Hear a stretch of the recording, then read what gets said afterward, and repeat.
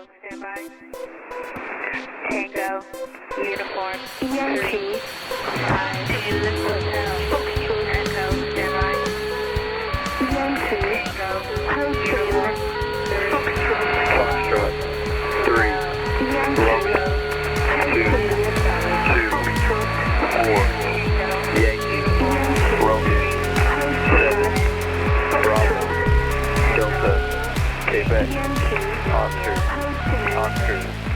Pond, Tango, Pond, 3, Delta, Juliet. Call me first by the name uttered, by my earth, by my ocean. We create for the sake of memory. Each poem removes a year of childhood. How do elephants lift their feet with recollection so vast? Each hand holds a pebble. By night, we listen to their tales one by one. No one has ever found our soil. It is someplace old with a blackness that no longer remembers our name. If the now is a knife, then memory is my wedding, my proclamation of love. It is my deflating circus tent lungs, my electric twitch of a corner eye. Sink me like an 8-ball, call your pocket, let it ride. By one name I found myself, uttered pain, of gravel, muse of all my lost trinkets. Sometimes the only option is forgetting. Other times, well, I'll tell you, I'm living faster than I can forget. There was once this form of execution, a man's head on a tree stump, an elephant, pressing down on the man's skull at the speed of everything remembered. This was the death of infidels, so silent, one by one. That is My Name by E.A. Toles. Hello and welcome to Lux Occult. It's the podcast where we gleefully taunt the mundane, butcher the Latin and most other languages, and also discuss a variety of occult topics. I am your host, Lux Estrada, and if you are hearing this, then this show, and magic for that matter, is for you, if you want it. There are a lot of different ways to be more free, and using magic or making room for a spiritual practice in your life can be one of them. As always, I don't speak for anybody but myself. Others can, will, and should disagree with me sometimes. How do we learn anything if we all agreed all the time after all? And like anybody should be, I am willing to revise my opinions based on new evidence. Alright, so I'm stoked today to share with you a very fun interview that I did with the poet and magician E.A. Toles. One thing that stuck out to me about his work, which you can find on Instagram at sex_meet, M-E-A-T, was like the kind of honesty and clarity of it. Like, what can I say? I'm a big fan of unapologetic individualism, and working pretty hard on like cultivating more of that kind of thing in my life, especially coming from myself. And another thing that I connected with a lot was like this idea of using art as a means of deconditioning yourself. From like the shame that surrounds sexuality in our culture. I used to think that the source of this was like mostly religious authorities, but I don't really think that's the case anymore. I've been thinking about this, it's not just religions, like, I don't know, like for example, Christianity or the political parties or Scientology that want to tell us what to think and how to see the world. A lot of this is coming from like corporations too. Advertisements telling us what we should want to look like, for example. There have been several criticisms of Victoria's Secret, which is a company owned by L Brands that sells underpants made in prisons, which, I mean, that's a whole nother fucking thing. But this criticism is about something different, which is about how much weird photoshopping they do to change the way that their models look. This is something that's come up for them over and over again. But they wouldn't do this kind of thing if it like wasn't effective, right? If it like didn't work. So it must work. Like these advertising people are talented magicians after all, like regardless of what they choose to call themselves. I feel like the theory behind it is pretty simple actually. So they need their customers to catch a glimpse of something impossible, some like quasi-alien version of attractiveness, maybe in this case, that can only exist in the mind. Or maybe it's like closer to some extreme idealization of like the fashion industry's perverse obsession with thinness. But whatever you want to call it, they need their potential customer to catch a glimpse of something that transcends normalcy, something that's sort of like beyond themselves. I guess transcendent might fit here, I don't know. Anyway, you get a glimpse of whatever it is, and the message that you receive on a sort of subconscious level is that you can actually like get to this feeling of transcendence or whatever by spending your money, which is sidebar is a symbolic representation of the hours of your life that you work if you are, you know, somebody that has to work for your money, which most people are. So yes, that's a whole nother thing. But so this is constantly happening all around us, of course, but I wanted to use this example because I think it's a really easy one to get a handle on. So Victoria's Secret, or its parent company, again, L Brands, want your money. They want your business. There's no surprise there, right? Like that's, the case could be made that that's like the whole point of a company or companies or business or whatever. But in this case, though, like in order to get your money, they're willing to, through intent, use a creative process to produce something, an advertisement here, that alters something about the way that you see reality. Here, in this specific case, the little bit of reality that they are working on has to do with what humans look like, or maybe about what human beauty is or should be. It also has to do with how we attain the real underlying goal, which in this case is a desire for love and pleasure. Okay, well, whatever, right? We probably already get all this, maybe. I mean, I know these are not new ideas. It's just that it would be a lot less problematic and a lot less worth talking about and ranting about on my show if a byproduct of this particular cultural phenomenon, like the photoshopping and whatever, didn't result in people like dying from eating disorders and stuff. We could use a lens of psychology to take a look at the relationship between a brand like Victoria's Secret, and there are many others, right? This is just one example. So between this brand and its customers. So corporations are people now, after all, right? So, okay, so if we look at it that way, it would be pretty easy to make the case that this is definitely an abusive relationship. Exploitative, really. I'm just saying. Anyway, I called out this particular brand because I am not a fan. I could go on, but it would basically boil down to fuck them. But if they didn't exist, someone else would be doing exactly what they're doing. It's not like getting rid of that one thing would change the broader reality of stuff. As long as these particular tactics of controlling people or controlling a little bit of people's view of reality, or however you want to sort of frame that, as long as that's effective, I'm assuming that people will continue to use it. So, but we can be conscious to the extent to which we are involved in abusive scenarios, and when we see a way to participate less, or to give less of our view of reality over, we can take that opportunity to take the power that we had been giving away before, and instead give it to ourselves. Which brings me all the way back around to my original point about shame and sexuality. So the more shame we feel about this area of life, the less access we will have to that type of power, and the easier we will be to control. And it's not just sex either, like emotional stuff too, like there's power in all of it. I was talking with my friend Dave from Unearthing Paranormalcy a while back, and I mentioned something on this topic of like control and authority and everything. And he pointed out that there's this idea in sort of what we might want to call like old school occultism, Western occultism, that like knowledge or wisdom is associated with like the male in quotes, and power is associated with the female in quotes. I mean, obviously we all have access to all of these things, like these so-called male and female energies or whatever, at least in my view, but that's a different matter. But Dave made this really good point, I thought, that this is perhaps why there's seems to be such a cultural push in a lot of cases to make women weak and men stupid, which Dave meant here as being like ignorant or disconnected from like the knowledge about oneself or one's emotions.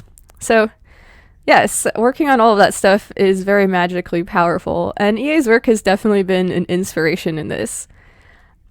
Okay, so there's also this idea about communication that comes up in this interview. Communication is so fucking difficult, especially to do well. There are a lot of reasons for this. It's a whole can of worms, but in both a mundane and a magical sense, to be the most effective, one needs to communicate clearly and honestly. But this can definitely be experienced as vulnerability, so it takes bravery to enact this policy of communication. But it's worth doing, or attempting to do, because in both the mundane and magical cases, you'll be more easily able to do what you set out to do. There's also great power to be found in vulnerability too. This dream of like truly being understood, of authentic connection or whatever, like these are things worth fighting for. It might be, I don't know, maybe it's like a platonic ideal, like something that we know we maybe can't get to for real, but like maybe let's fucking try anyway. I don't know. There's a huge intersection though between poetry and magic. I mean, this could be easily many episodes, but I'll just, point out that like written spells are basically poems, and go on and on about this, but I'm definitely stoked to get to the interview with EA Toles, so let's get the fuck into it here. Alright, hell yeah. I am so stoked today to be talking to EA Toles, fucking mysterious poet that I have been following on Instagram with the amazing handle of Sweet Sex Meat Threat Level Dragon. Hey, how's it going? How are you doing? Well, it's actually just Sex Meat now. Oh, okay.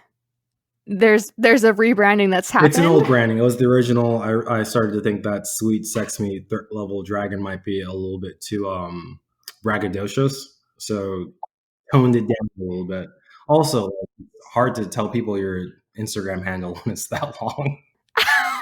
It's hard to uncomfortable to say like, oh yeah, you can find me on Instagram. My name is the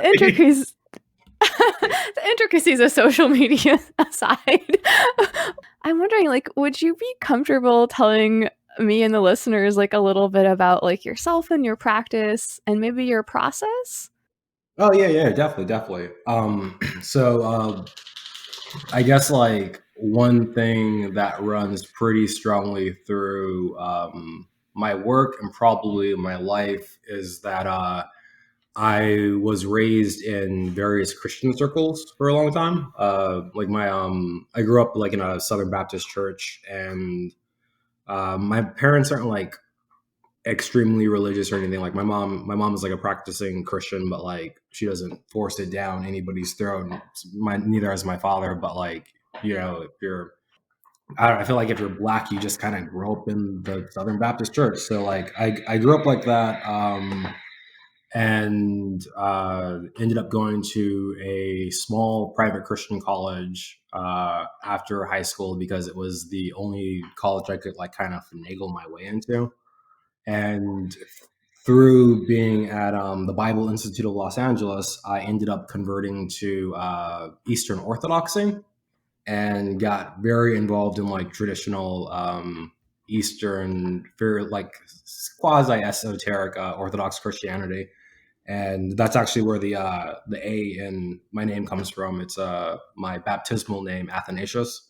And from there, like, did the whole early 20s Orthodox thing. Like, I got married, eventually ended up leaving the church, got divorced. And through that process, like, one of the things that happened was I kind of started to fall in love with something that I had been doing in high school and a little bit of elementary school, which is like really learning a lot about various kinds of esoteric magic. And after I left the church, it was something that I decided to start to invest in more deeply. So at the moment, I guess you could say like I'm a very, very lazy practitioner of chaos magic. If there was a chaos priest out there, he'd constantly be chastising me for like not working hard enough.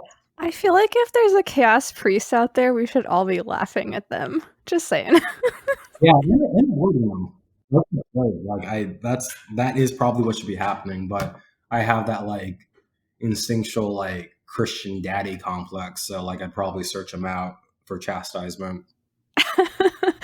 I understand what you're saying. Yeah, for sure. it's in there. Like, I admit it. It's there. Yeah, no, it's important to fucking recognize where those things crop up. Like, there's power in those realizations, You gotta definitely. learn how to flip it. I'm learning how to flip it, but for the moment, yeah, it's a work in progress. Hell yeah. Well, I mean, everything is, right? Yeah. So, okay, I've been like really enjoying like reading some of your poetry and shit. I've connected to it, like, I guess through the Instagram platform, whatever works the way that you find these things. But like, I've been really struck by some of your like commentary, which I kind of want to ask you about. Like, one of the first things that kind of like cropped up for me was like the way that you contextualize the writing process. And I was wondering if you feel like there's like an overlap for you. I know we touched on this a little bit just now, but like in terms of like that and the spiritual practice. Yeah, I do. I've been writing poetry since I was like 8 or 9, I think. It's a little bit hard to tell when you get like that far back in years. It kind of gets like kind of foggy, but like I remember writing poetry more than anything else for a long time, and definitely like I can say since high schoolish or so. And one of the things that I've always enjoyed about poetry is that for myself, the act of working on it and the act of writing it is very akin to the act of meditating in comparison to like other forms of writing that I do. Like poetry is nothing like screenwriting. It's nothing like working on a novel. It's nothing like copywriting. It's just this really, really weird specific thing where you have to spend a considerable amount of time with yourself thinking about very specific things as minutely and specifically as you can. And one of the things that it reminds me of with prayer is this process of just dialing yourself into trying to experience a very unique moment that kind of blossoms the longer that you spend time with it. Like I don't know if like if you had the experience of like meditating and 5 minutes in it's really really fucking boring still, and then like maybe 7 or 8 minutes in it seems like it's becoming this like very very profound experience, and then like 9 minutes in it sucks all over again. And that's kind of how I feel about poetry. It's like the longer that you spend with a poem, there's these different things you can tease out of it, but the act of doing it is very tenuous at best. There's not. I've never had like moments where there's just like flash bang a poem. I've had moments where I have to sit down and really think about something that's either difficult for me to grasp or unpleasant or complicated for me to get a handle on. And over the time that I sit with it, the more beautiful things can come out of it in a way that like, yeah, I personally have experience with long bouts of prayer at time. Yeah, no, that's so interesting. Like, I think that there is something definitely to that, like, kind of idea of this, like, kind of pressure building up. Like, whatever medium you're working in, like, this, you could call it whatever you want, like, inspiration or whatever, like, this thing that, like, needs to be expressed. Mhm. And that kind of tension being the way that it comes into being. Yeah, well, I mean, like for myself, one of the reasons that I've always like gravitated towards writing over anything else is because I feel like I feel like I have a very difficult time expressing myself to people when I'm talking. I feel like there are things that I say, and they're never quite the thing that I want to be saying. There's always something lost in translation, and there's this constant irritation and tension at Yes. trying to communicate and like not actually being able to get the thing you're trying to say across. And I Yes. don't have to deal with that as much when writing as when I'm actually speaking with somebody. Like I can sit down and spend as much time trying to say something as necessary. Like I can spend hours on 6 lines if I really, really want to. If I feel like there's something in there that like I'm not quite getting, and also that being said, like I don't do that. Like I could, but I don't do that. That sounds terrible. But there's like, it's like that's something you can't really do with people most of the time. You can't just be like, oh yeah, we're gonna sit down and we're going to talk until we understand each other 100% of the way. Like, we're not gonna let our emotions get the best of us or get in the way of this communication. We're not gonna let our past experiences get in the way of this communication. We're just gonna we are going to communicate and completely understand each other. Like, that shit doesn't happen. That's fucking impossible. God, yeah, but that's the fantasy though, right? Like that's what we all yearn for in some ways is like just please fucking understand what I'm saying. Understand me. I don't think there's anything more that I want in life than to just be like, I want to be held and understood. And the extent that I want to be held and understood is just not feasible to live your life. I can't be held and understood 24/7. It's impossible. I don't have a nanny. I don't have somebody to do that for me. Well, and even if you did, I mean, how closely could they really contextualize their experience with what you're experiencing too? So it is this weird tension between the dream and the reality, and I think that that's actually really beautiful, right? Yeah, I mean, I think there is a lot of beauty in what is picked up in the in between spaces of how people communicate with each other. Like, for all of the miscommunication that happens and all the misdirection that happens when we speak to each other, it's really beautiful how even with that happening, we can still forge such unique and strong bonds between each other. And a lot of times, some of those bonds are built off of how much was miscommunicated, to be honest. Yes. No, that's a great point. I mean, this idea of Excuse me, my dog is going a little crazy. that's okay. Oh, what kind of dog do you have? He just got really angry. I have an dog who he's part collie, part dachshund. I think there's a little bit of timber wolf in him too. Okay. But he does periodically decide to start barking when my neighbor comes around. Well, he has important things to tell you. I mean, that's why we keep them around, right? That's the only reason he's allowed to live here, because he'll alert come near where I live. God forbid somebody come to my home. I'm sorry. I know, that's totally fine. So, okay, we've been talking. I think we've hit on this a little bit, but do you have any ideas that you would like to share about sort of this idea of maybe the nature of the source of inspiration, or I think that people that are into making things might think about this a lot, how, what is the nature of the source from which that impulse springs? That's a really good question, and honestly, I go back and forth on it all the time, or some of the time, most of the time. I think I probably have, for the most part, I am not a believer in inspiration or a muse when it comes to work.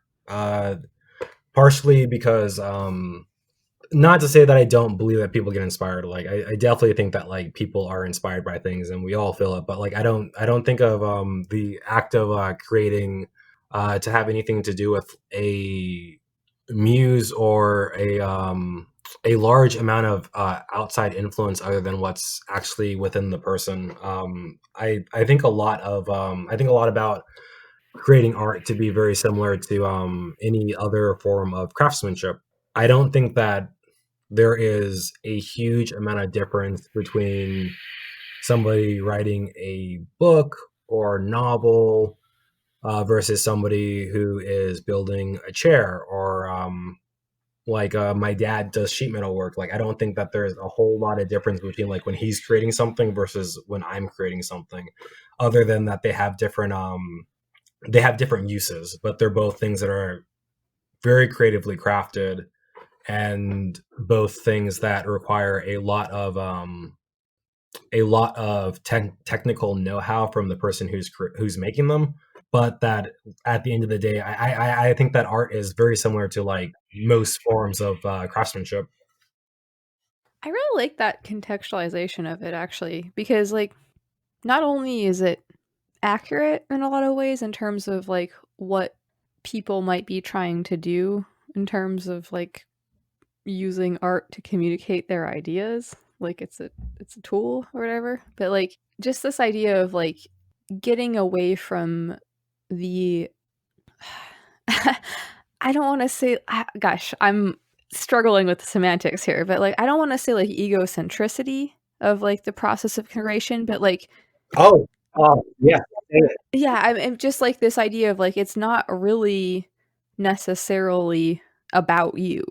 I don't know. There's definitely something there Yeah.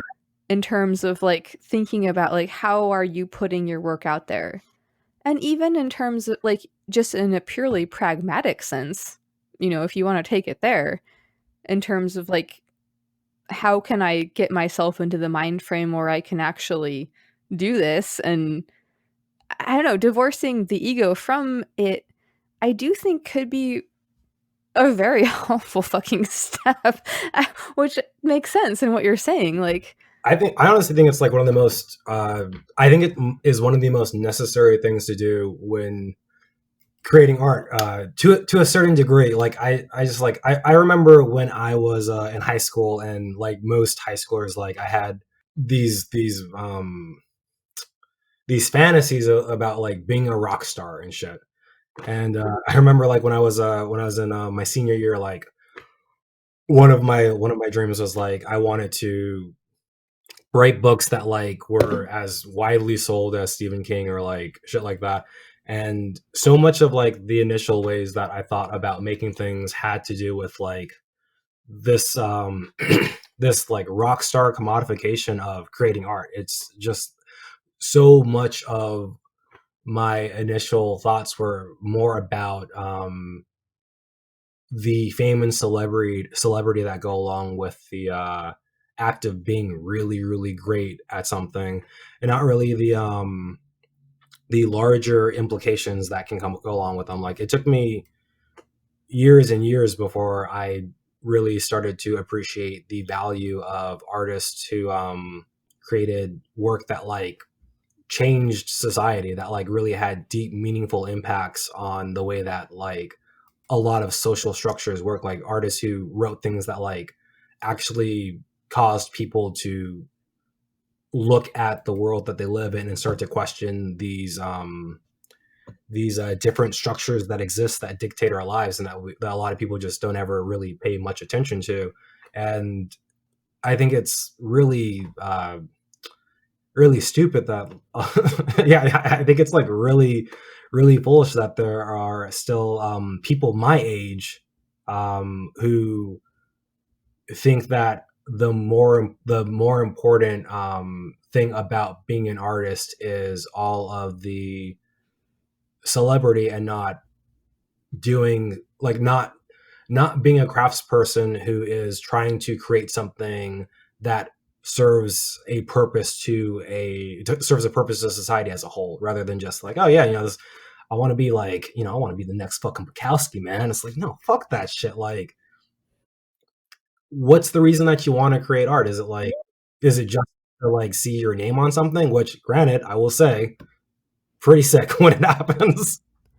sure, but like that could be like a side product, right? Like that's to me, like that's the side product of the thing. Yeah, like thinking about some of my favorite authors, a lot of them are like people who by standards of like society really didn't fucking make it, and ended up being like very tragic figures. And but even then, like I feel like there's a certain way that we celebrate like certain kinds of tragic figures over others. But like one of my favorite authors is Richard Wright.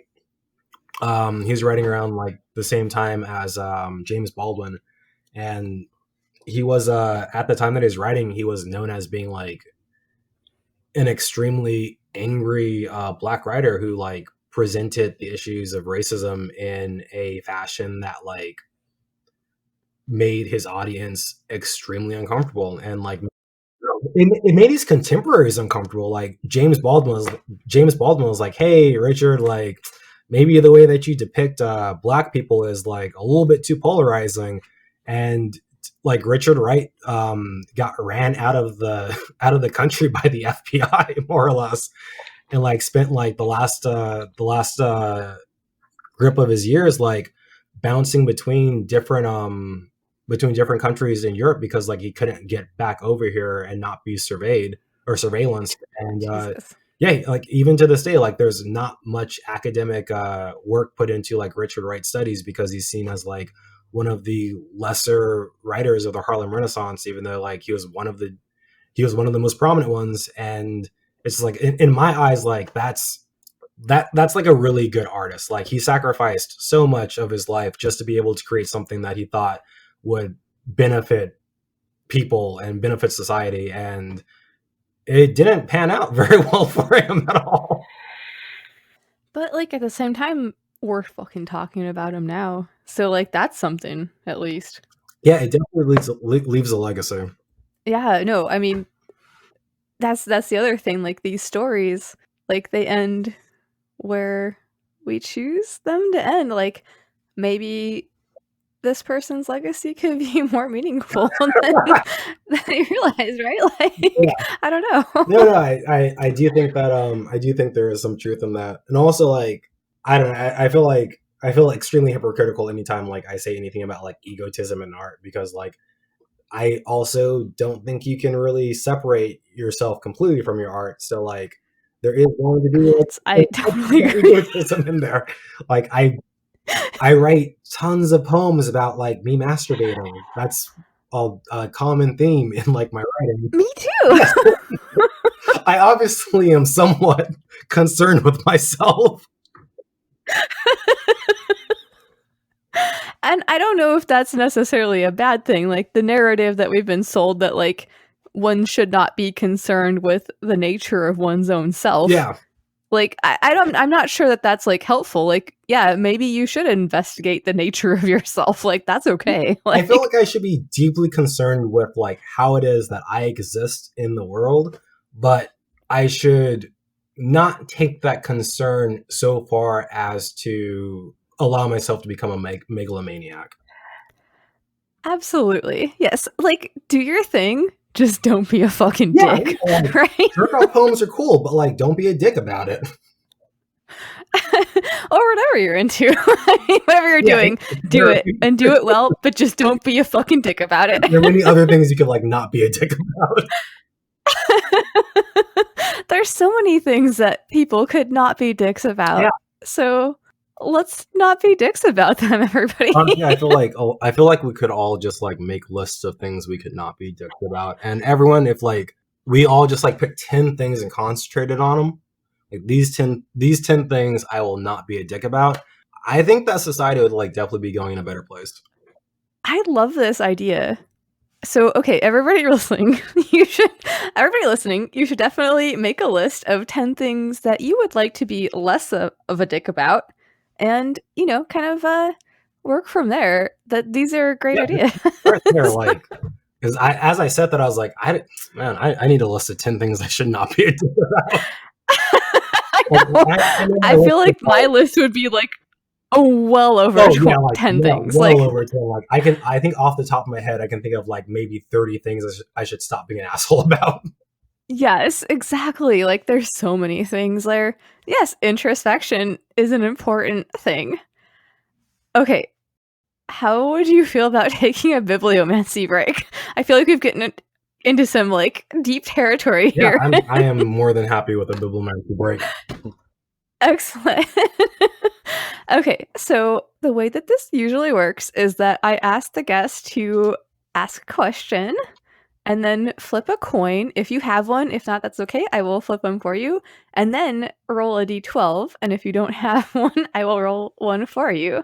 And then we can receive the insight of Eris. All right, I actually just moved, so I can't find my d12, but I do have a coin on me.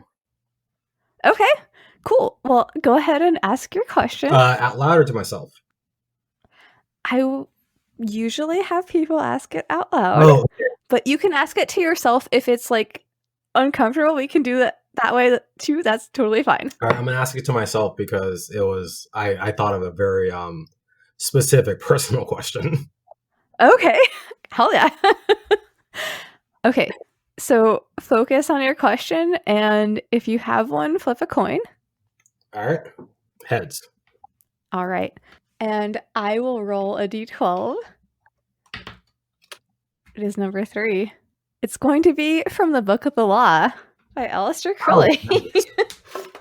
All right. Eris, please give us insight into the answer to the question that EA Toles is wondering about. Beauty and strength, leaping laughter and delicious languor, force and fire are of us. We have nothing with the outcast and the unfit. Let them die in their misery, for they feel not. Compassion is the voice of kings. Stamp down the wretched and the weak. This is the law of the strong. This is our law and the joy of the world. Think not, O king, upon that lie, that thou must die. Verily, thou shalt not die, but live. So I hope that answers your question. Actually, yeah, surprisingly well, actually. Yes, she really disappoints. Thank you, Eric. That was, it was the answer that I wanted to, but also not the one I wanted to deal with. This is often the case with these things, Yeah, right? I mean, that's one of the reasons why I don't do a whole lot of divination, to be honest. Yes, sometimes the revelations that are seen are not those that are welcome. Yeah. I don't know. Just don't read me like that. Like, it's unnecessary. Let me consider my ignorance is generally my point of view. Well, at this point, I usually like to ask people if they have any thoughts about like divination or randomness or anything. Like you've already touched a little bit on. You're like, I'm not super into divination, but like, any thoughts on that? Well, I'm trying really hard to be like, I do want to have a regular divination practice. So like, I do read my tarot cards. Like, I try to like at least like 3 times a week, and every time it's something that I don't want to hear. generally across the board, it's something like I don't need to be told how to better my life at all at the moment. But oh gosh, but the really good friend that you have is the one that will like tell you this shit that you don't want to hear. Yeah, right? I've gotten rid of all those friends. Like, we don't talk anymore. I stay at home, my phone is on silent most of the time. Like, I just don't deal with it. Like, as I moved, I just set my altar up, like maybe like 2 or 3 days after I moved in. I have not unpacked my tarot cards yet.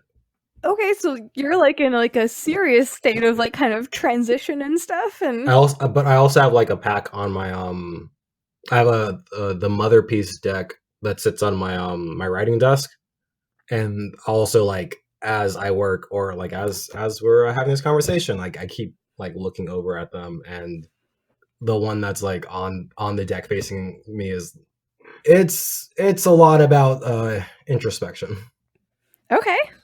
Do you want to share with us what the card is? No, I'm just gonna ignore it. Okay. You see in like movies, people have like a picture of like their family member who they don't want to disappoint. They just like slowly put it down on their desk. That's me, like with my tarot deck all the time. I'll just face you away from me. Yeah. Okay, so reading a lot of your stuff, like I feel like there's kind of this like sense of tension in your work. Like I mean, obviously there's this like sense of sexual tension and stuff, which I mean, obviously like I totally get. And like I do think that like that taps into something deeper, like this tension between like the individual and the like kind of systems that the individual exists in, which I feel like that sexual tension is like one of the most basic forms of that. Mm-hmm. So I would kind of thinking about these systems, like how we could like be aware of them and sort of like confront and interact with them. in a way that's like productive in like an artistic or magical sense or other means? To be honest, like that's something that I'm still actively trying to figure out myself.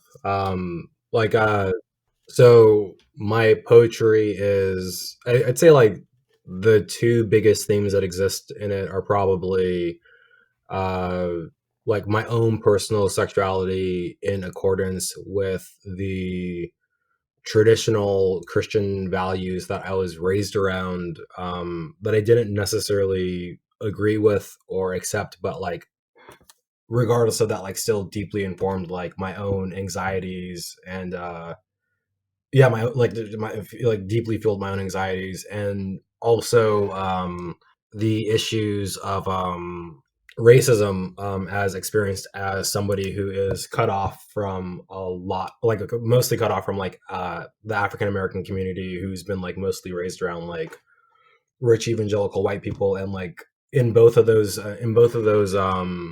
themes, I have been trying to resolve this like this interior tension that I feel, which is how do you make sense of experiences that make you feel deeply wrong inside, even though you can intellectually explain why you shouldn't have those feelings, or intellectually explain like why it is that you're experiencing, so like why it is that you're having these feelings.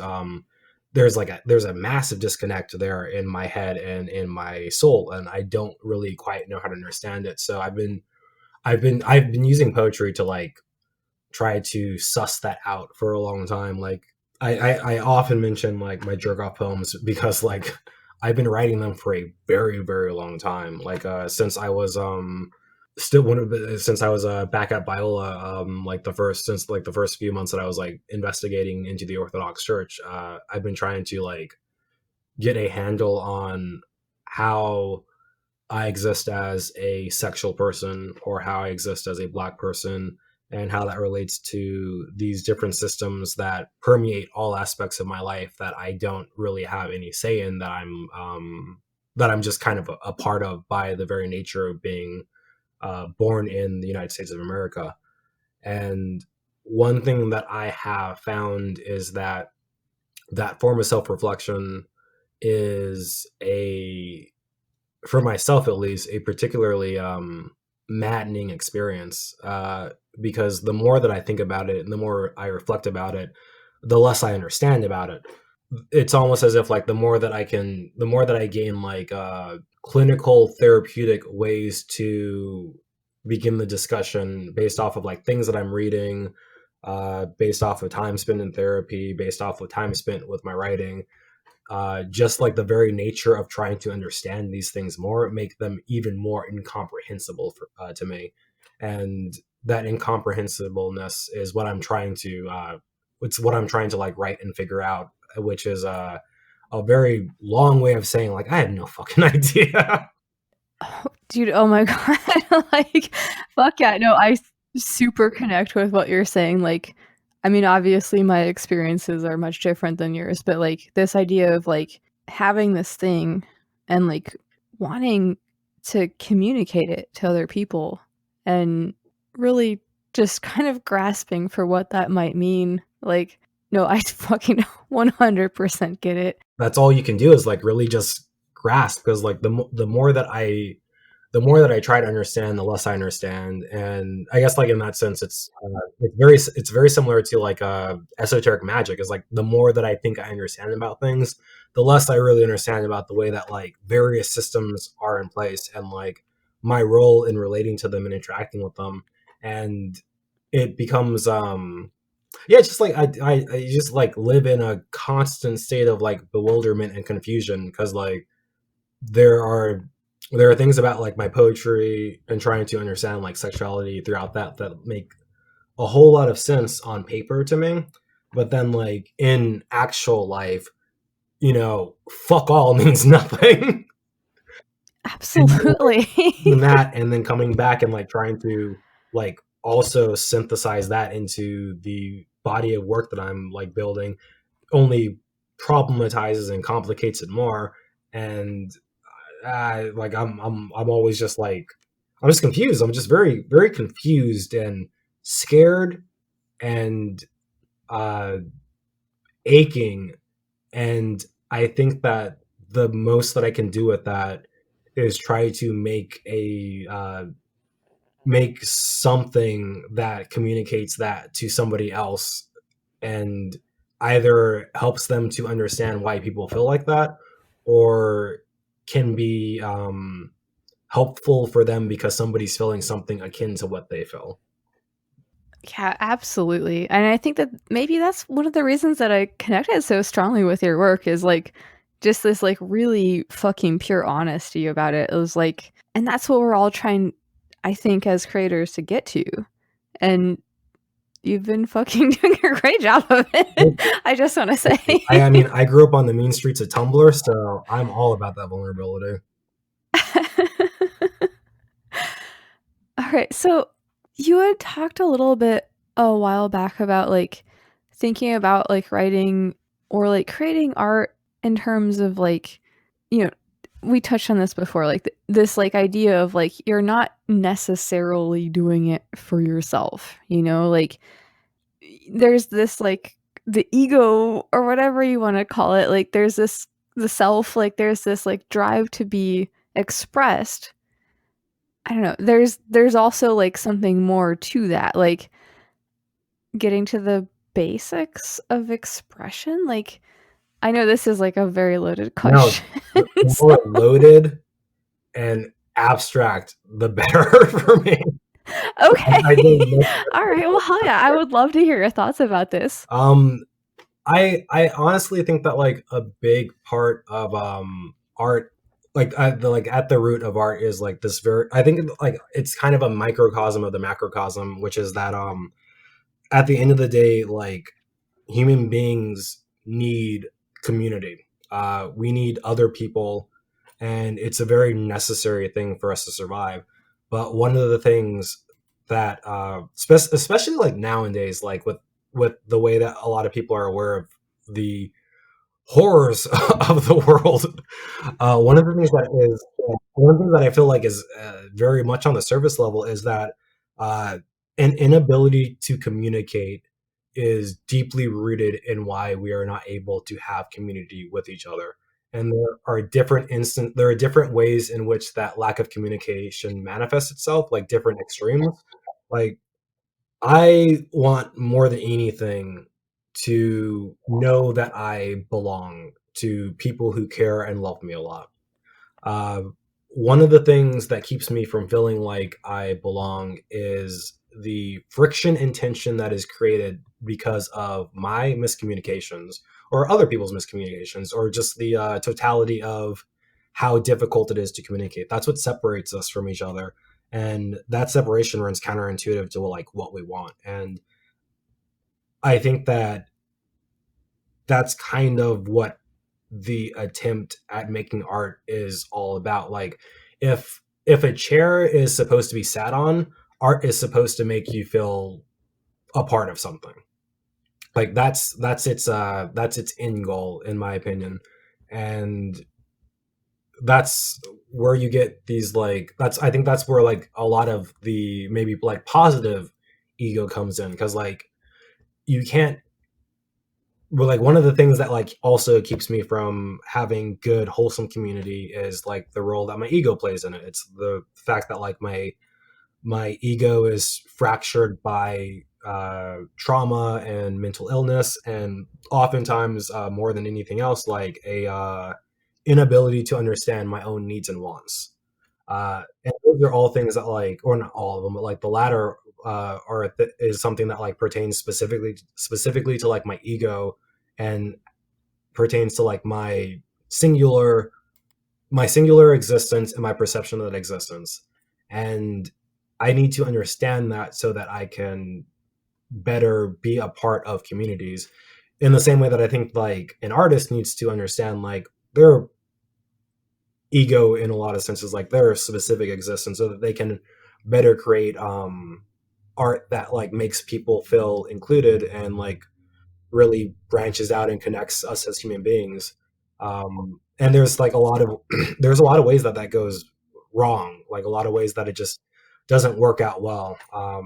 but I think that like it is an artist's job to constantly pursue excellence in that craft of trying to better reach out and pull humanity in to like be a community with itself. Fuck yeah, dude. Well stated. Thank you. Hell yeah. That Yeah, was just a no, lot. I've That's I for years like I struggled with like the idea of like what is like as a black person who makes art, like what is it that I'm supposed to be doing by making art? Like what am I supposed to write about? Is it inherently about blackness because I as a black person am writing it? Or what's the end purpose of it? Like what's the point of this? Like I could still just be like writing poems about masturbating. Like I could write poems about anything. Like what is the overall thing that I should be trying to do? And I think that like a big part of that process of making art for myself is like to better explain different aspects of my experiences and the experiences of a lot of people who look like me, and r- write them and explain them in a way that helps people to understand that this is something that is keeping some people from feeling keeping some people from feeling like they're part of the global community on a whole. And there's different routes to go, like there's different ways to go about doing that, but I think that's like at the end of it like really what making art for the folks who are doing it should really be about. yeah, I know, I totally agree. Like this idea of like how can I share this experience with you? And make you understand. Yes, like that's all it's really about at the end of it is just fucking trying to be understood. Yeah, I think it really is. Right? Like there are lots of there are a lot of instances on like day-to-day basis where I kind of have like some of the things that I care about in my work reinforced through like interaction with like real one-on-one interactions with people. And yeah, it's just like not to get too political. You can get as political as you like. That's okay. That's a mistake. You shouldn't have said that one.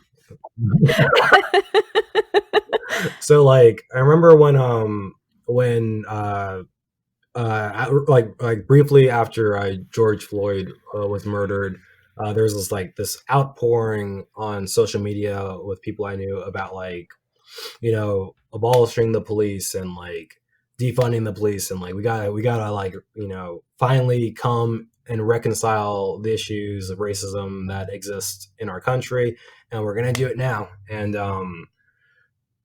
I was I was I was initially very confused by the reaction of a lot of people who I knew posting about these things, because a lot of those people who I knew were people who I went to college with for like 7-8 years ago or so, who I've like kept in contact with, who I had at times spoken with about the various murders of like unarmed black people over like the last decade or so.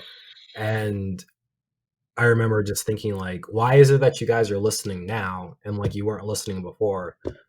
Why is it that like I've been trying to have this conversation and like was not being heard before, and like why is it something that like you're listening to now? And at that root of my frustration, like the root of my frustration was just like, why like have like why what have I been saying wrong, or have I not been saying something the right way to like actually be heard about this issue? And that's when I started writing much more about the experience of being black, is because I was so jarred by the incongruity that existed. That fucking totally makes sense. 100%, dude. Like that was like one of the things that I kind of thought about too, is like this shit has been fucking going on for like a really long time. Like why is this all of a sudden now like well, I mean, it's good that people are fucking realizing it, but it's like it was like this weird thing for me where it's like this, yeah, like obviously this is a fucking thing. Like, where have you been? Like, I don't know. Sorry. No, it's just like it's something that I think about a lot when it comes to creating art, because like at the same time, like I also do know that I was gonna say a little bit, like there's probably like a lot of my ego that's invested in like trying to figure out like why it is that people weren't listening when I was saying something that like probably should be like more attached to like why weren't people like listening in general. And I think that's like part of the balance of also like trying to like make art that actually is in communication with like the larger world on a whole, rather than just yourself. Is like, if an individual is creating art, they are going to bring their personal experiences into it. Like it's impossible, but those personal experiences are tailored by like so many different things in our society, and it's so difficult to keep track of like how much of myself am I investing in this more than like maybe should be for like the role that I think I should be playing in it, and how much of it is like me trying to detail like an experience that like I feel as if is very relevant to the conversation. And yeah, it's just like I said, I'm just confused a lot. I'm just very confused a lot. Understanding these things in these like larger contexts, just this idea of like really trying to like bring it down to earth for people, like the experience, whatever that experience is, and being able to like or having the dream really of trying to make this pathway where people can connect to this thing that you've seen. Mm-hmm. Yeah, because like I do think of things like very abstractly and like on a very like unnecessarily large way, I think. But like at the end of the day, like I remember when I first started like posting poetry on Instagram, one of my friends who I went to Bible college with in the honors program, that ended up converting to Orthodoxy like along the same time as me, like maybe a year or so before I apostated from the church. She did as well.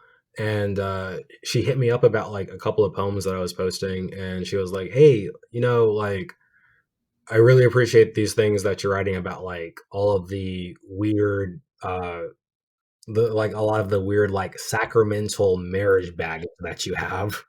And she's like, "Yeah, I just like appreciate reading it, and like I know there are other people out there who like have this very specific experience that like would also enjoy reading that as well." And it was like the first time that I realized that all of the like very grandiose ideas that people think about art are like kind of bullshit in all ways. Thank They're you. kind of bullshit, because like somebody read a poem that I wrote, and like it made them feel better about like a similar situation that they experienced. And like, really, what other reason is there to make art? Like, if one person like engages in something that you made that like makes them feel heard or recognized, and like feel as if somebody else is acknowledging their humanity along with them, like that's the only fucking purpose of it. Dude, fuck yeah. Like, if there's one fucking person that hears the show that I make and connects with it and it helps them in their life, it's all fucking worth Yeah, it. and it's just like, and the thing is like, it's so like easy to do in some ways. Like, one person can be affected by like anything that people create, and like that's more than if you don't create anything at all. Well, and also, like, on the flip side of it, like, I've been that person, right? Like, I've connected with things that it was like, yes, like, this is something that's so helpful for me, Mhm. and like, this will get me closer to where I want to be. And like, I guess maybe that's like, I guess a high aspiration that we can have as creators, to like have this happen for the people that enjoy our work. Or I don't know. Like, I feel like this is going down quite narcissistic rabbit holes, but like, I think that's so much better than like, oh, I hope to like make this much money doing this thing, and I hope that like so many people see me in like this stadium and like that kind of shit. Like just like boiling art down to being actual like human experience in like a very tangible way makes a lot of sense to me. Yeah, dude, that fuck yeah, that totally makes sense too. Like, that's really what it's all about, Also right? takes the pressure off of things too. Okay, so I've asked you a lot of questions. Like, is there anything that I didn't ask about that you would like to speak on, or that do you have any questions that you want to ask me or anything like that? I feel or- like I've definitely spoken more than enough tonight. Okay. Well, I definitely appreciate all of the insights. Like, Like generally speaking, like across the board, like most of my friends know, like there are like 3 things you should not get Eric talking about at all, and like we talked about all of them tonight. I think it's okay to talk about things that are not okay to talk about. Yeah, I mean, I don't know. a lot of people are of this opinion. I personally just think you should write about them. Yes, Like don't this is a speak great about it. Just go write it down someplace. Definitely. Like, the practice of journaling is super central to my work, and I think to a lot of people that are having a lot of like good results from the practice of like magic or a spiritual practice. Like, journaling can be really central to that, Mhm. and like writing things down in a book or whatever on a fucking post-it note, it doesn't fucking matter. It really doesn't. Just fucking write it Yeah, down. That's all it is. Like, just like get it out of your body and your brain and like just exactly. like file it someplace and Don't overthink it. Write it down in whatever way presents itself in the moment. Compile those thoughts later. that's actually like one of the reasons I ended up posting. Like I post a gross amount of poetry on Instagram, and one of the reasons why is like I mostly just use it as like I use poetry as like a journaling technique mostly. And when I'm finished with this, like, well, I got a poem. Like, let's just throw that on the internet. There's definitely something like magical in that act, though, like where you're, casting it to the what could be contextualized as like the vast subconscious of our new culture. I don't know. Yeah, it's true, and it works out in like really weird different ways. Like you meet people, you like create friendships. It's super weird. Like actually, like my partner and I are we met on Tumblr back when I was writing like jerking off poems. Awesome. I love it. The internet is a weird ass place. Yeah, it really is. But like, it's an interesting new territory that like I feel like we could sort of have a lot of a hand in how we want to make it. Like, maybe people haven't been thinking about this very much, but like maybe it's worth thinking about, right? Like, what kind of like space we want to build, 100% agree with you. Like I have I'm not a Luddite, but like I have a slight, or it's more than slight. Like I have a somewhat fear of like what it is that the internet is becoming, and like how few of us have as like it originally was like a place for like a lot of us to come together and meet people very easily, and over like the last couple of years it's just become like more and more monetized and like more controlled by corporations that like corporations that don't have our interest at all in mind. So like I feel like we're at this really odd precipice with the internet of like how is it that us individuals can like continue to stake a claim in this thing that like has become such an important factor of our lives. Yeah, no, dude, absolutely. And like, I don't know, just this idea too of like there's there's this like kind of dream of like pirate radio or whatever. Like, like we have we all have a stake in it. Like, it's an evolving system, Mhm. right? Like, and all systems, like, if you observe them from a far enough away perspective, you can see that they all like share common characteristics. So like understanding that and understanding how that works, like, what kind of things are we going to be introducing to this system? This, I guess you could contextualize the internet as sort of like a weird super organism. Like, what kind of things like do we want to feed it? And the people that are connected to it, I guess, I don't No, know. I think that's like spot on. It's kind of like this living, breathing thing that it's not only like a new organism, but it's also like a new virtual reality organism. Like, so much of our lives exist on this virtual plane, and it seems as if like we have less and less control over, like, Instagram is like I have like a love-hate relationship with Instagram and just like social media in general, because like you can spend fucking like 6 hours. It is quite terrible, but it's also very powerful. Yeah, it's this like weird addictive thing in the palm of my hand that like gives me things that I want, but also takes away like God. It's just weird. Hours go by and you're like, wait, what have I been doing with all this time? Yeah, it's a gnarly thing. But at the same time, like, the people that I'm talking to, like, I'm hearing all these amazing stories, and like it's very complicated, right? Like, I feel like you might be using it much better than I do. I don't know. Maybe I'm just luckier. I don't know. When you read articles online about like people with like Instagram issues who like just their phone's like a time suck thing, that's me. I am all of the worst things that like you can imagine about somebody with a smartphone. Yeah, no, I try so hard to like, but at the same time, like, it's so exciting to like hear from people that are like connecting with the stuff I'm doing, and they're excited about it, and I'm excited that they're excited about it. Like, it's a double-edged sword. Yeah. For sure. It's super sick when I get messages from people who are just like, "Hey, I really like your work. Let's talk poetry." I'm like, "Yes, this is the best. Like, I would love to do this."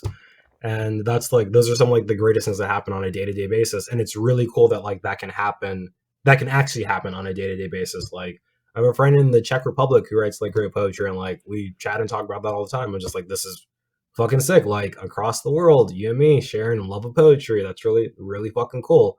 It's super sick. And then at the same time, like, Instagram is like banning sex workers and like queer people of color from their platforms, and it's like, Jesus Christ.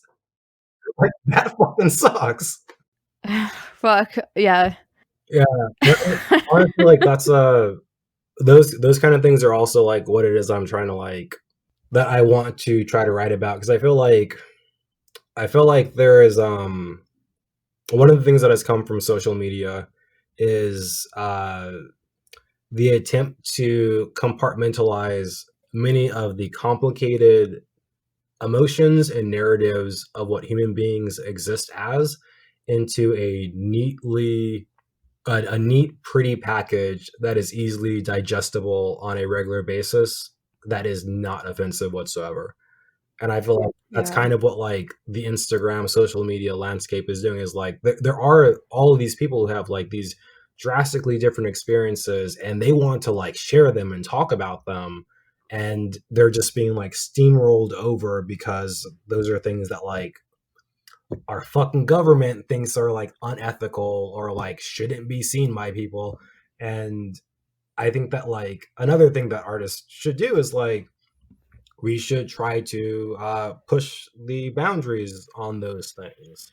Like, we should like have a critical mind and like be able to be like, yeah, there's a lot of great shit happening, but also like, let's look a little bit closer at these great things and pick them apart, because like there is no perfectly working system, and a lot of the things that like bring us joy are also things that are like used to undercut our strength and power and like our agency.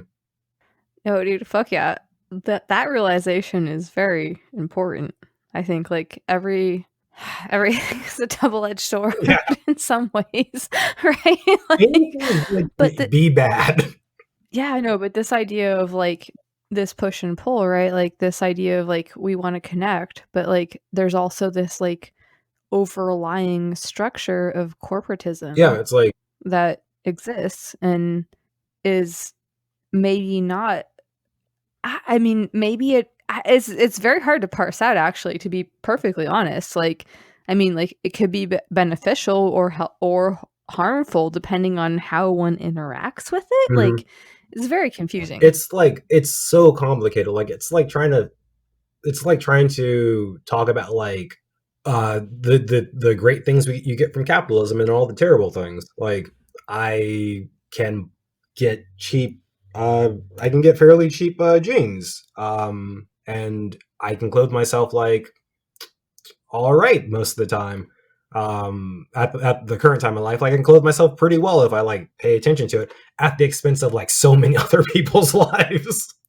Yeah, no, for sure. And like understanding that like broader system of it, like there's a lot of fucking horror involved there, you know? Yeah, and capitalism is like one of those things that's been around for so long. It's like you can do what you can do, but like social media, the internet's like one of these new things that's cropped up, and like it hasn't been around very long.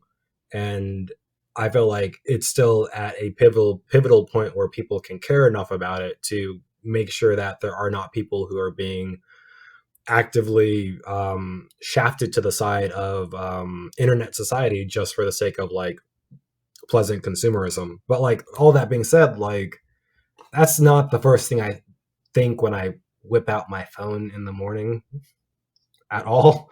And it's just hard. It's just like hard to keep those things in your head at the same time. No, for sure. Like, I think that that's one of the things that like I really connected with, like in your work, is like you did seem to have like, or you do seem to have like this kind of vision in terms of like what it's all about underneath it all, which makes total sense to me. Like, Yeah, I think an aspect of art that like an aspect of creating art that isn't spoken about often is the need for cultural and social criticism to be a inherent aspect of it, specifically when like forms of art are being used and broadcast around or used and broadcast through tools of abject consumerism. yeah, no, definitely. But like I also like don't know how you're supposed to do that at all. Like I don't have the slightest clue. Yeah, no, gosh, that's a fucking great point too. It's like, how do we divorce ourselves from these narratives that we've really like kind of been fostered in some ways? Like I remember talking to a friend of mine a couple of months back. It was actually right as the election was coming around. They were taking a break from social media, and they were like, "Yeah, I kind of want to get off of social media for a bit because like I'm kind of getting really fed up with how much all my liberal friends are like posting about like we need to get Trump out of office and shit like that." And I was like, "Oh, that's really interesting that like you're bothered by like how vocal your liberal friends are at the moment." And they were like, "Yeah, I'm like bothered by it because they didn't say anything the first time Trump, like when they didn't say anything when like Trump was first running. They hardly said anything like during most of his presidency, and are just like now becoming vocal about things. And like they probably are going to stop talking about anything that everybody's been talking about over the last 8 months once like if Biden wins." And they messaged me like a couple of days ago, and they're like, "Yeah, nobody's got anything to repost anymore." I was like, "Yeah, you're right. You're right. There's really nothing to say about that." It's trying to like digest how our social places on the internet can create these weird echo chambers that get very loud for a while and then die off. Like Yes. and that being like kind of a symptom of like the existence of social media to begin with is really, really weird. It's always important to like keep that in mind when you're interacting with these platforms. I do just want to say real quick is that most of the people that design them are very smart and probably pretty awesome, but they do understand how like psychology works, and the way that the apps are designed is to keep you using them, Yeah. which means that they are addictive in some way. And so just be fucking aware of that. Like, please. Yeah, Like, don't trust these dark magicians. yes. It's a very fucking cool thing, a very cool opportunity, but like powerful drugs should be sampled selectively. Yeah, like don't go full hog on that. There's a reason that Zeus locked up Prometheus. I went to a great book program. I read the Iliad once or twice. Okay, dude, thank you so fucking much for talking to me about all this shit. Dude, Like, no, I had do you have any blast. like questions? No, me too. This is fucking amazing. Do you have any like questions or like is there anything I didn't ask about that you would like to speak on or like mention or anything like that? No, like I said 25 minutes ago, I've talked enough. Could you take us out with one of your poems? Yes, definitely.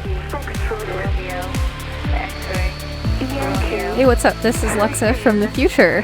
Just popping in here to make a little note that we took a little intermission at this point before coming back. Hope you're enjoying the episode.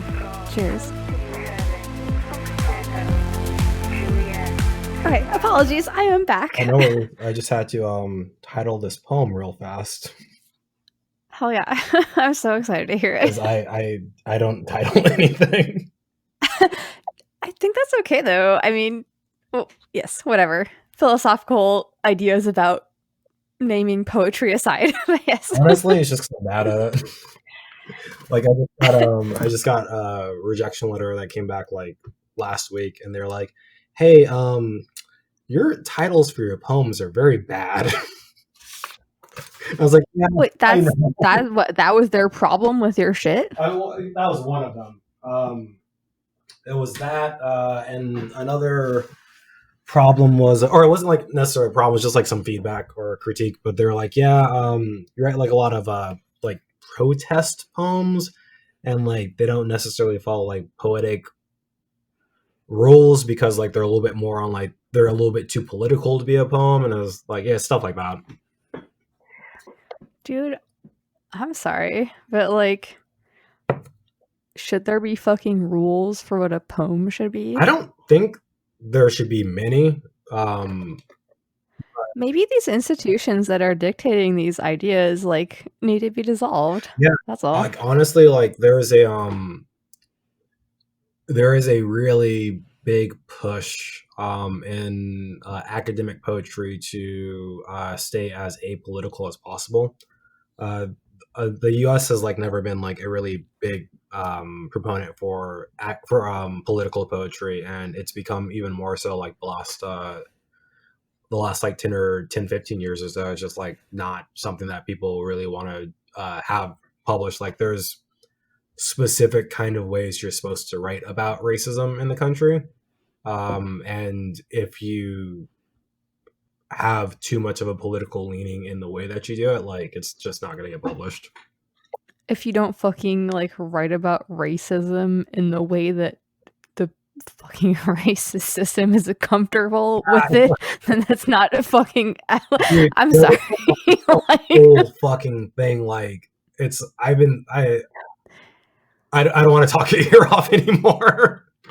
No, dude, like. But it's like, yeah, there's like there's a really, really weird situation that our country has with like how people of color are supposed to talk about race within the arts, like, and it's become a lot more prevalent the last 10 years or so, because it's like a really, really big focus on the experiential issue that one has through racism, but it's also discouraged to like abstract those feelings out into like the political realm. So like I like my a lot of my poetry has like a very anti-police and anti-capitalism with like those themes like running throughout it, and you can't really publish poetry that is like overtly angry or hostile towards cops or the government,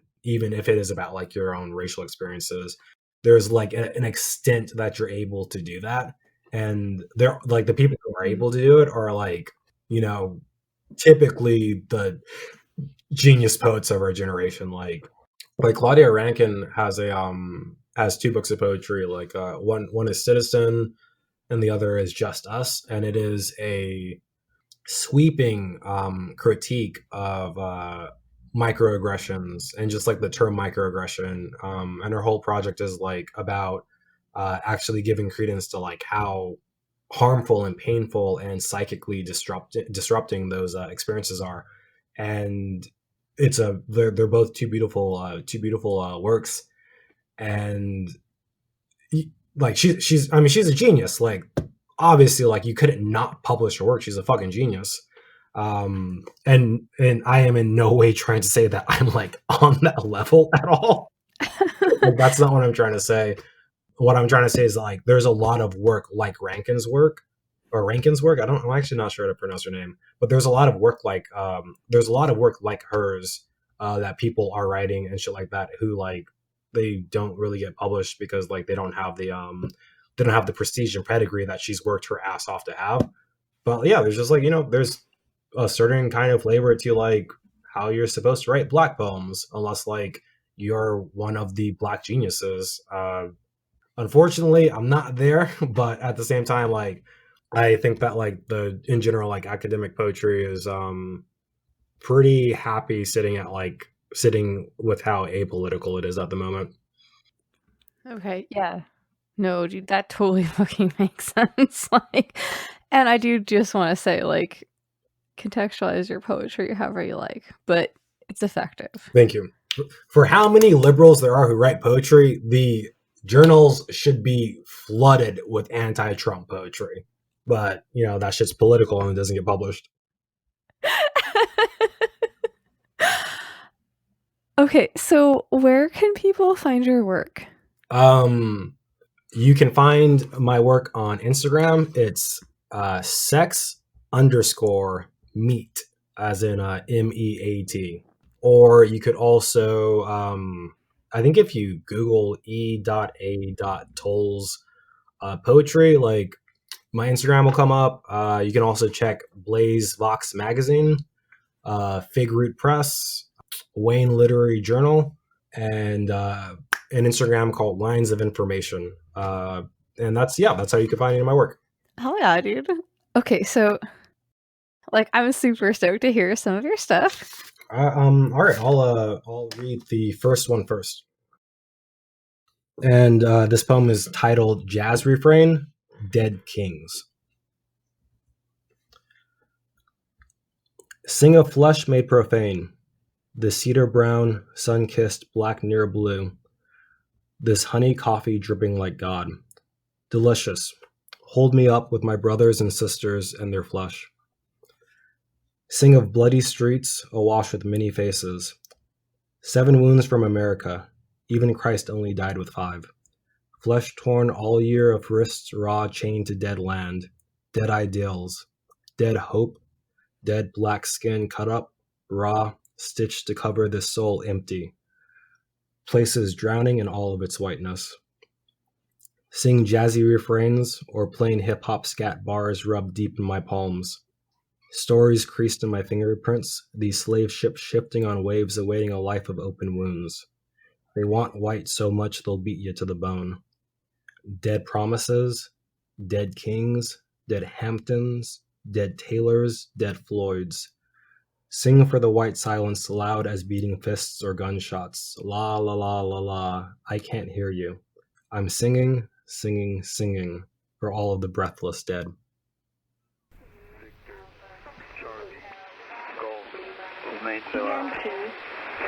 All right, fuck yeah. Thanks again to EA Toles. I appreciate everything, dude. Hell yeah. Don't forget to check out his work on Instagram at sex_meet, MEAT. And there's also a list of links to his stuff that will be in the notes for this episode, so check that out. Okay, so I have this thing where I can sometimes be sort of an asshole to myself, working on that, right? So when I made my list of 10 things to not be a dick about, I did 5 for me and 5 for other people. I'm not gonna like read this list here because I don't know, it feels kind of like gross for some reason and I don't know, boring.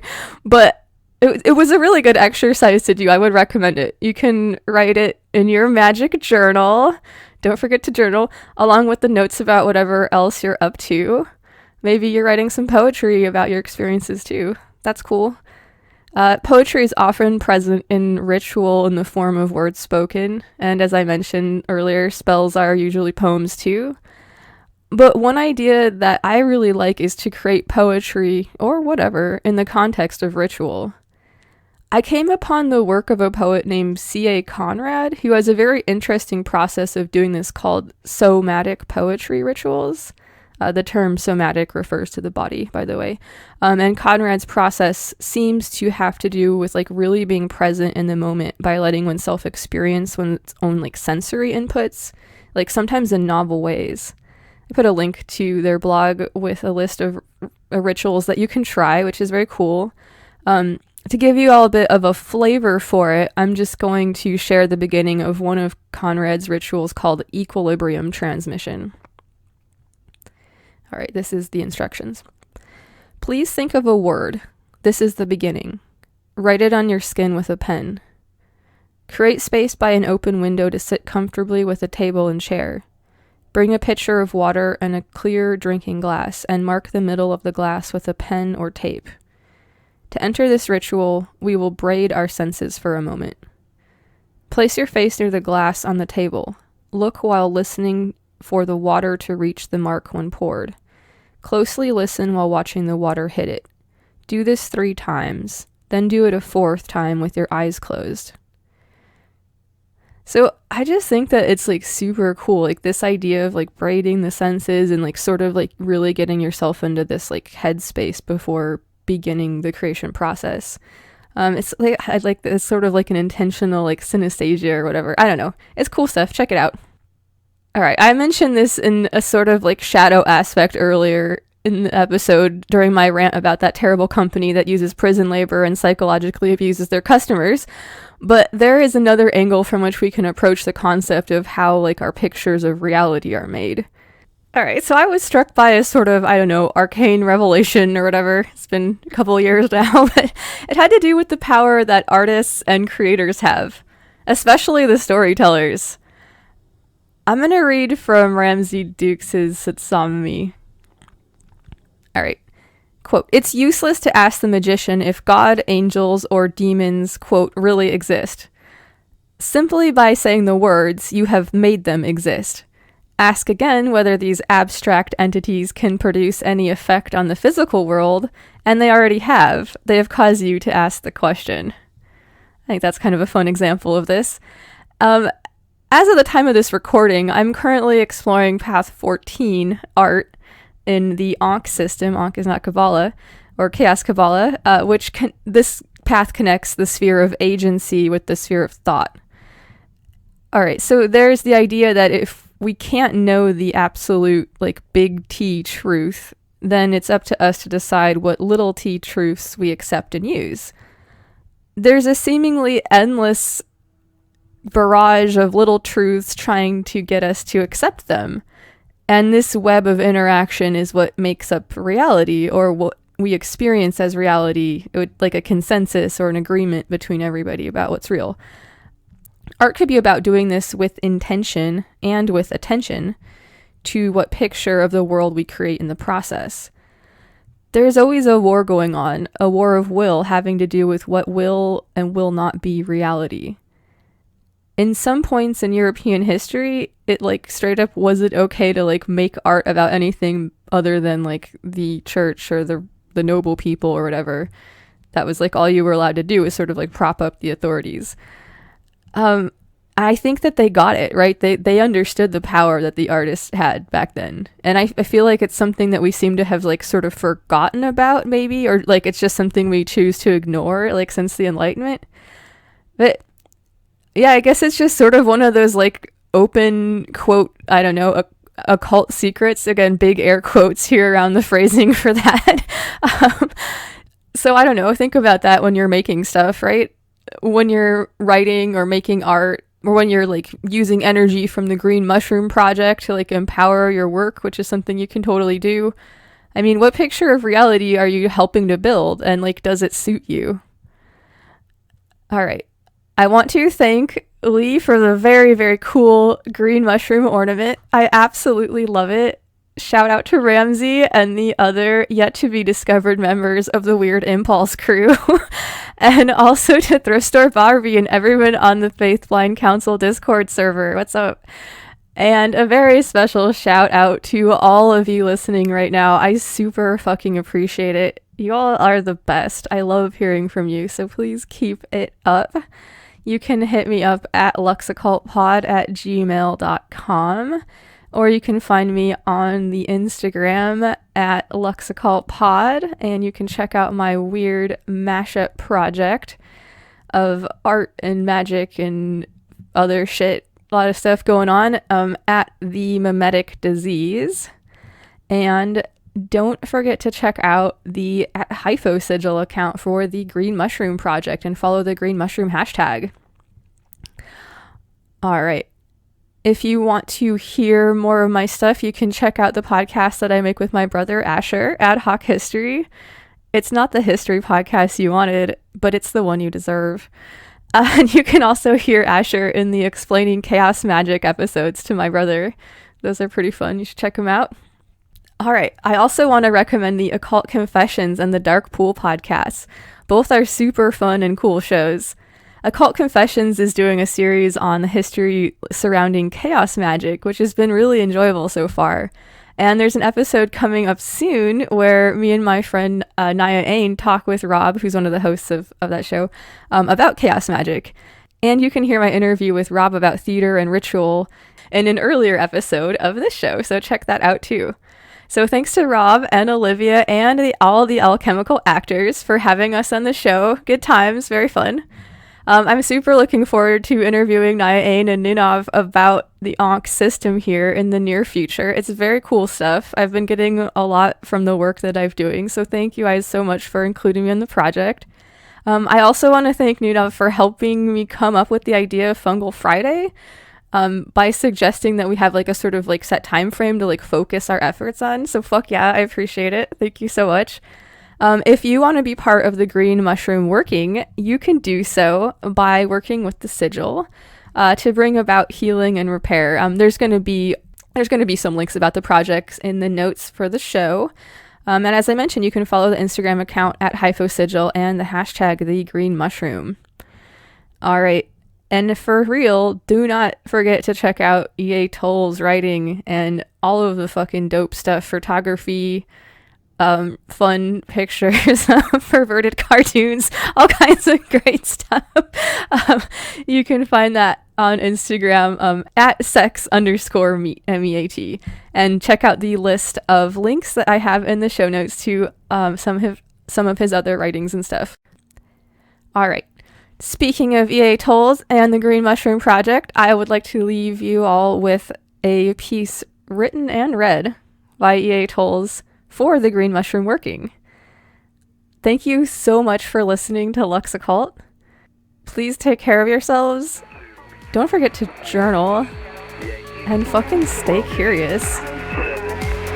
Bravo, Delta, Quebec, Oscar, Par, Tango. This is a poem titled Laying Bare. This is the long sense of undoing. You take years, months, all of what you want to reform. Somewhere I have found a creek. There are memories as bright as koi down here. I drain the riverbed, hoping there is not enough room to grow. If I swear by God, I swear by my failures. As the sun hangs limp in the sky, we teach ourselves riddles intertwined with our fingers. In my mind, I am the coward. I cannot taste mercury. The worms here do not grow wings. Spit shine, ludicrous, laughing giant. Still what you may. Keep your flame afloat in your mouth. Swallow the laid bare tongue. From mud, from clay, from squandered ground bones I write myself any other name. Powder my voice bleak in mourning. Wage the old man war across my pores and cock. Sweet thunder, my lust is a fever, my touch an apology a question, a denial an invitation. Only marrow speaks to marrow, the pattern laid bare with want and quivering goose flesh, sorted on what can't be swallowed. How does a soul weather anxiety? Must we even count our teeth as we chew? Charlie, Golf, remain so out.